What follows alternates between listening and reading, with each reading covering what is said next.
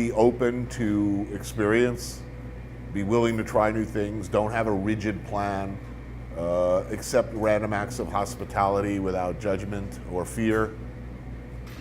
Don't be afraid to wander, don't be afraid to eat a bad meal. You know, if you don't risk the bad meal, you'll never get the magical one. But I think most important, you know, be humble, be grateful. Be aware of the fact that you are probably the stupidest person in the room. As far as you are the least prepared, least equipped person to know who's really in charge and what's really going on. I think maybe before I started traveling, I thought that the human race as a whole were, you know, could and would turn on itself at any moment, you know, venal, petty, cruel, arbitrary. And it's true that all of those things exist in this world, but I meet mostly pretty nice people doing the best they can, often under very, very difficult conditions.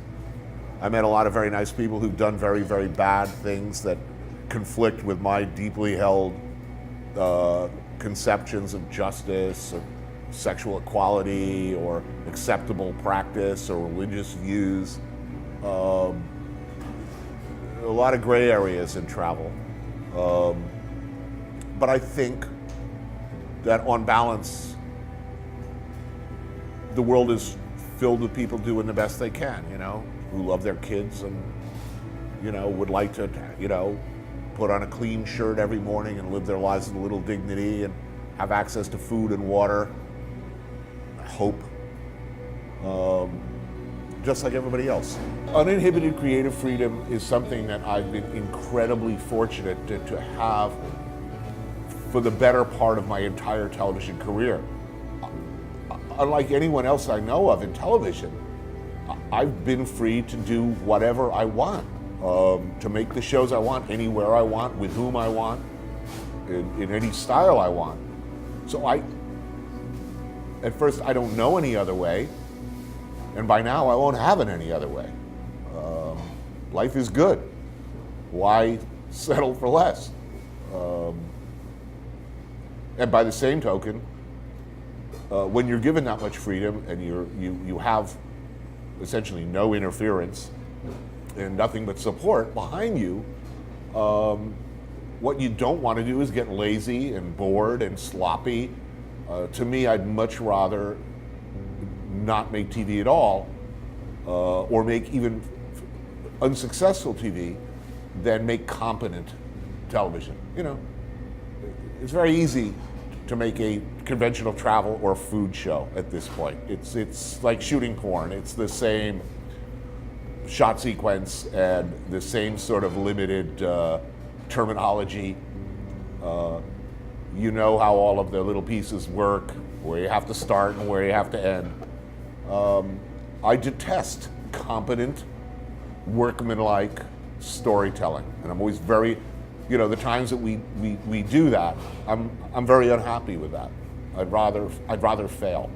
No, I've been fired many times. In my cooking career, I've been fired a number of times. I was not a particularly good chef.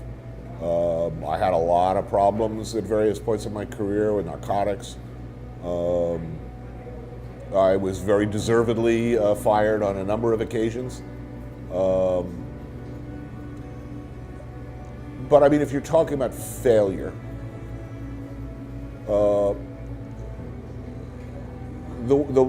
you know, I accepted failure as a chef because I was at various times a bad chef and even a bad person.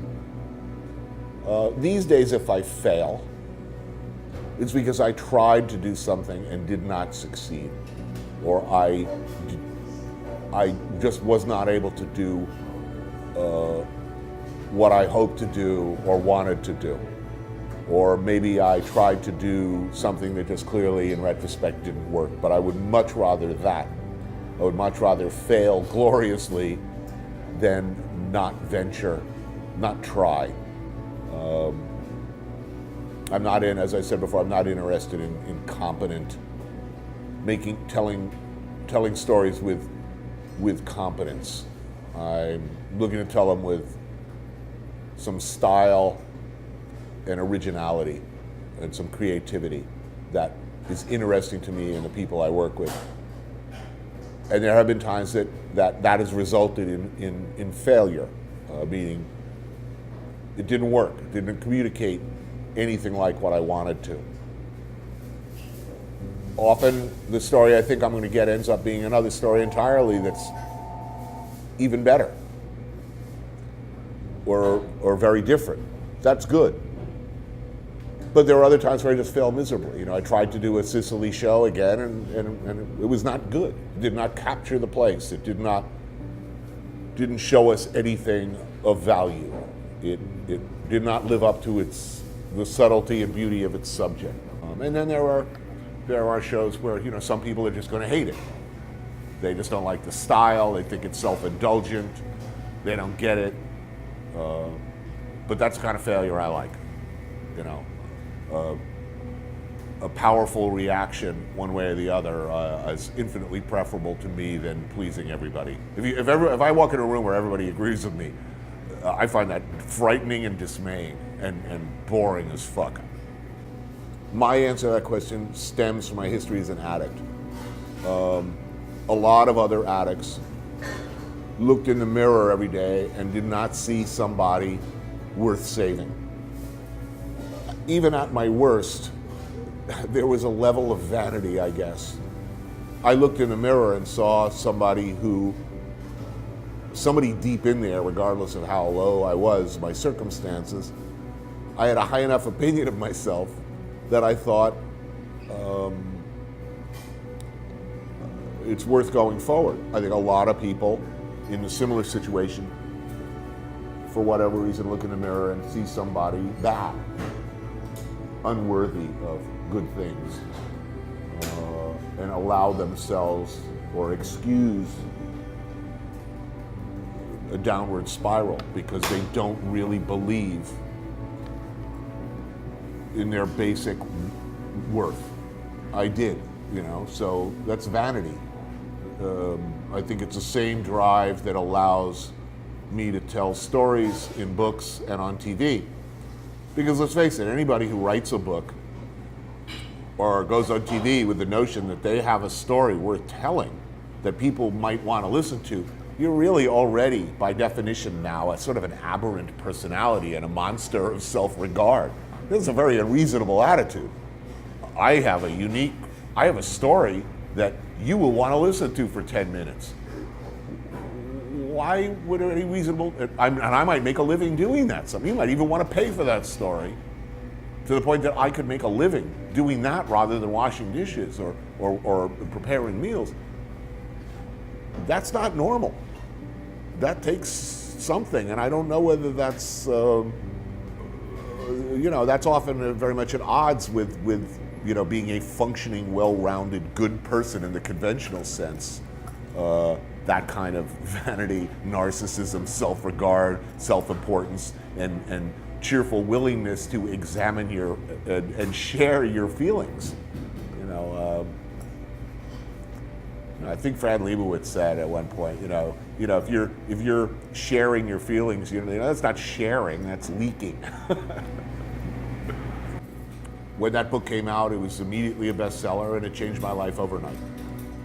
I mean, I was desperately in debt, hadn't paid my rent in time ever, had owed Amex for 10 years without making a single payment, owed the IRS, hadn't even filed, was in very, very, very insecure place at age 44. Suddenly, people were offering me things and offering me opportunities. And I think if I was old enough and I fucked up enough already that I just said, I realized this is a lucky break, was unlikely to get another. So I made very careful choices in that environment, was very determined to not fuck up. I didn't go for easy money. I didn't grab the first thing. I did not give Food Network the show they wanted. And I said no a lot to what seemed like a lot of money. Well, look, what's good for you in the short run is not necessarily good for you in the long run. you're starting out as a writer, you've written one book, and you got a TV show, and somebody offers you $1 million to, represent an anti-diarrhea medication. Well, that's a lot of money in the short run, but you're always going to be that guy with the shits. I'm admittedly, I have very contradictory impulses here. I'm old school in a lot of ways. I think you should at least know how to make a beef bourguignon correctly according to the original recipe, to the degree that anything can be authentic. You should know how to, some dishes, to me, like a cacio e pepe or traditional Italian pastas, I get really pissy if people riff on them. You put chicken in a carbonara, you lost me. It's unforgivable sin against God. But on the other hand, there are guys that came out of blues and R&B who turned out to be Jimi Hendrix. There are people who can riff on and improvise on classics and create whole new wonderful worlds. And what is authentic is mostly meaningless anyway. I mean, the tomato is not authentic Italian. I mean, it came from the New World. Chinese food is always evolving, so it's protective and instinctively hostile to new as I can be. I know too many really creative chefs, and I understand the changing world. Is it pleasurable, I guess, is the benchmark for me. If you're gonna mess with a classic, are you making something more dazzling that says, look at me and how smart I am? Or are you in some way improving it? Is it pleasurable? Is a chicken Caesar more pleasurable than a plain Caesar? I think not. I think the chicken takes away, but that's my opinion. I'm relentlessly, pathologically punctual. I think that comes from all those years as a chef and more importantly as a cook. If you showed up late as a cook, you're letting your people down in a very tangible way. Somebody else has to physically do the work, do the setup, or you lose the shift, or you get fired. As a chef, cooks who showed up late, who were disorganized, who couldn't keep a lot of stuff going on in their heads, they failed. And when they failed, we all went down with them. So I am a relentlessly, possibly even unhealthily, anal retentive, obsessive compulsive, clean up after when I'm cooking, I'm cleaning up after myself constantly. I keep things organized. I write lists. I keep my schedule up to date. I am never late. And as part of that, if I say to you, I'm going to meet you tomorrow at, 12 minutes after 5 to see John Wick 7, I will be there at, 5:02, hanging out across the street, discreetly observing to see what time you show up. And I'll be making some very important decisions based on your arrival time. It's a curse and a blessing. But I think everything important I ever learned, I learned as a dishwasher and as a cook. You show up on time, you organize, you stay organized, you clean up after yourself, you think about the people you work with, you respect the people you work with, and like I say, you do the best you can.